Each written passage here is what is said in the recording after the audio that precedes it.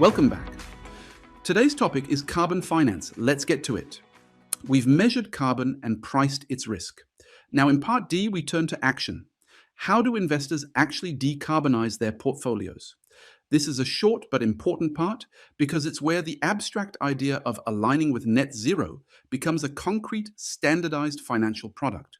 The main way investors cut their portfolio's emissions is by moving from ordinary indices to low carbon and Paris-aligned ones.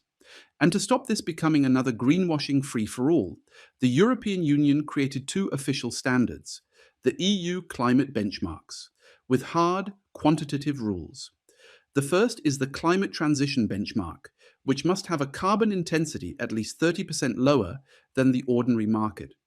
The second, more demanding, is the Paris-aligned benchmark, which must be at least 50% lower in intensity and must exclude fossil fuels outright. And here's the clever dynamic part that makes them genuinely aligned with the science. Both benchmarks must keep self-decarbonizing by at least 7% every single year. That's not a one-off screen, it's a trajectory, mechanically tracking downward in line with what a 1.5-degree pathway requires. So instead of every fund inventing its own definition of low carbon, these benchmarks give the market a standardized, science-based way to align a portfolio with the Paris goals. It's a good example of regulation doing something useful, turning a vague aspiration into a precise, auditable rule. Now to part E, and one of the most important and practical topics in the entire course, mobilizing capital through transition and blended finance. Everything so far has largely been about the rich world's public markets. But the hardest and most urgent climate financing challenge is elsewhere. In the developing economies, where the money is desperately needed, but private investors fear to tread. Blended finance is the ingenious mechanism designed to fix exactly that. And I want to spend real time on it because it's both intellectually elegant and hugely consequential. Let's start with the scale of the problem. So far, we've mostly talked about financing things that are already green. But the transition demands something harder, financing the decarbonization of high-emitting sectors. The steel, cement, shipping, and power that are dirty today but essential and must be cleaned up rather than simply abandoned. That's what transition finance means, and the gap is staggering. Global climate finance flows are running far, far below what a 1.5-degree pathway requires, a shortfall measured in trillions of dollars every single year. Public money alone, government budgets and development banks cannot possibly fill a gap that size. So the central strategy is this. Public finance must crowd in private capital, use limited public money to unlock much larger private investment. Carbon finance is the toolkit for doing that credibly, and the sharpest tool in that kit is blended finance. So what exactly is blended finance? The definition: it uses concessional public and philanthropic capital to crowd in private capital for high-impact projects. Let's unpack the key word, concessional. Concessional capital is money offered on deliberately below-market terms, accepting a lower return or a higher risk than a commercial investor ever would, specifically in order to make a deal viable for others. It's provided mainly by development finance institutions, government-backed development banks like the International Finance Corporation, Germany's Finance Corporation, Germany's KfW Group, or the European Investment Bank. Now, why is this needed? Because so much climate investment in emerging markets is blocked. Not necessarily because the projects are bad, but because of real and perceived risks. Political risk, currency risk, credit risk. A private investor looks at a solar farm in a frontier market, sees all that danger, and walks away. Blended finance changes the maths. By having public money absorb the first losses or take on the riskiest slice, it improves the overall risk-return profile for private investors, enough to bring them in. The key phrase to remember is that it's catalytic, not charitable. The goal isn't to give money away, but to use a little public money as a spark that ignites a much larger flow of private capital. Let's picture which projects actually need this. Imagine plotting every possible project by two things: its return to society by two things: its return to society and its return to a private investor. Blended finance targets a very specific corner: projects with a high societal return, genuinely worthwhile for the world, but a private return that sits below the investor's hurdle rate. The hurdle rate is simply the minimum return an investor demands before they'll put money in. So these are projects that are clearly good for society, but not yet good enough for a commercial investor to fund on their own.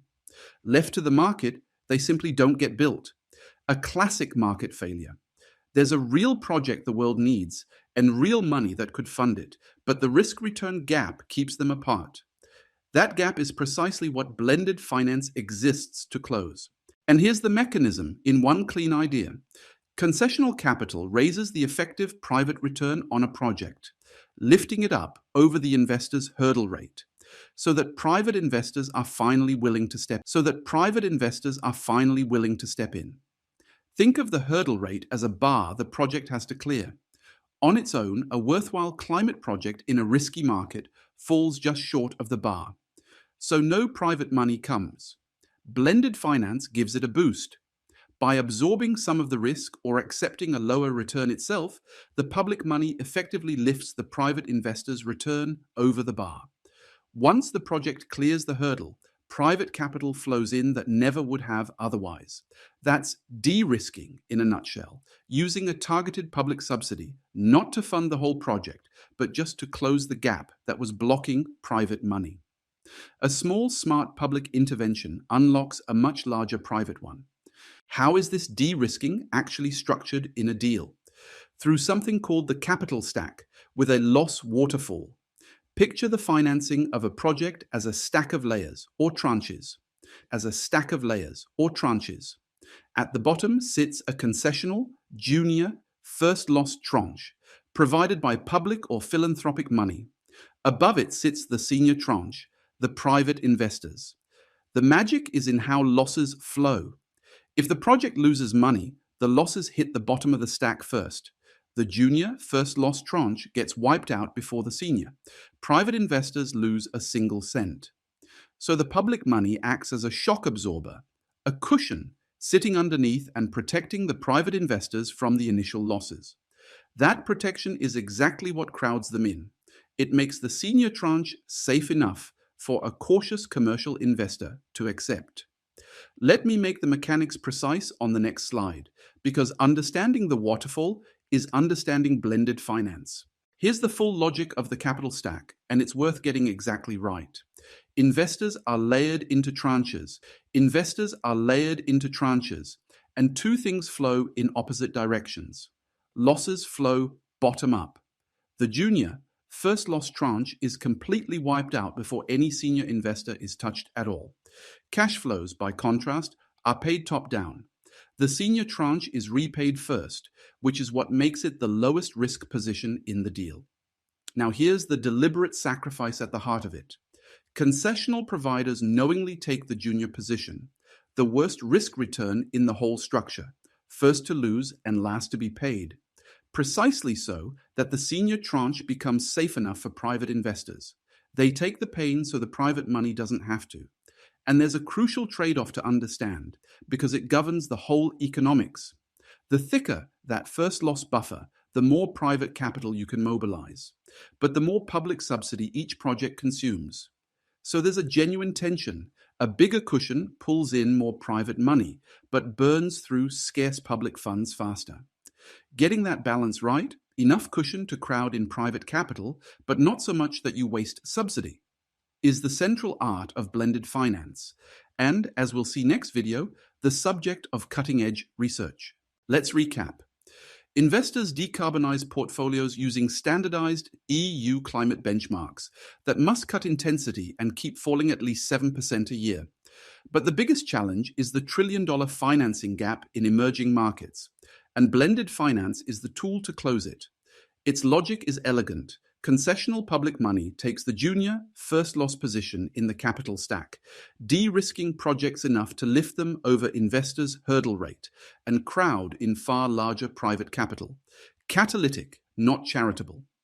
In the next video, we look at how blended finance works in practice, the instruments, a worked example, the real numbers, and the frontier research. See you there.